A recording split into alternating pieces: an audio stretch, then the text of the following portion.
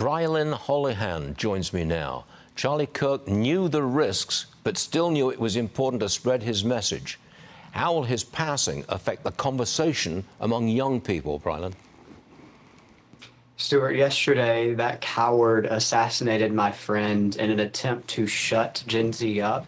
But if he did anything, he woke us up. And I think Charlie's exactly right. This speaks to a larger theme of hate that we're seeing sweep across this nation right now. I mean, just 2 weeks ago, a shooting in a church with young, innocent children. Last week, a stabbing on a train. This week, a political figure, the first political assassination since Bobby Kennedy in America. Stuart, we don't have to live like this.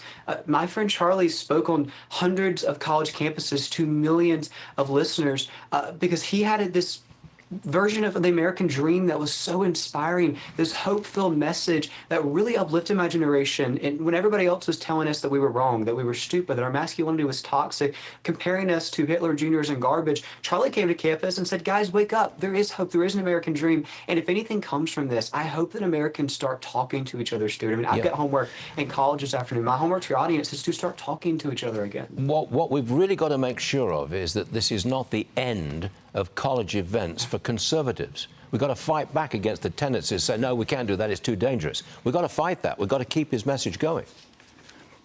Absolutely. Charlie Kirk was a walking, talking beacon of hope to the next generation. And we have to keep that beacon of hope alive. That was what Charlie wanted. Yes, we can mourn. Yes, we can be upset. But he's in a better place. He's with his maker. And we need to look at this in the lens of what can we do now? How can we pick up the baton and continue to run the race that Charlie ran so diligently? I'll show you the images you showed on your screen a moment ago. Were me at 11 years old, looking a little bit shorter with some baby fat still in the 4th grade when I just started a podcast. Nobody wanted to come on the 4th graders podcast, but Charlie did.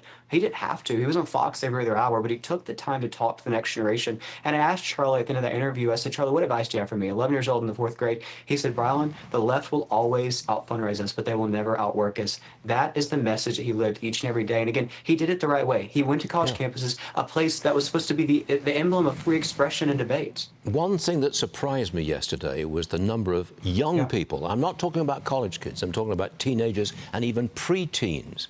They knew about Charlie Kirk and they heard about his passing and they responded with, they're really upset. And I was surprised at the number of young people who knew him and felt like that. But you live this life. You've seen this before. I mean, we live this, and there's this concern now, but we can't live a life in fear. I mean, I'm speaking on a college to college students just this weekend in South Carolina, and of course my team is like, hey, we might need to consider canceling this, and that's not what Charlie would want. Charlie would want us to continue the baton, and to speak to a larger theme about Gen Z being heartbroken. Over 100 college campuses tonight are holding prayer vigils for Erica and those 2 young children because our heart breaks for them and our heart breaks for the movement and what this looks like going forward. That is a fine thing. Brilyn, thank you very much for joining us, sir. We appreciate it. Thank you. Thank you, Stuart.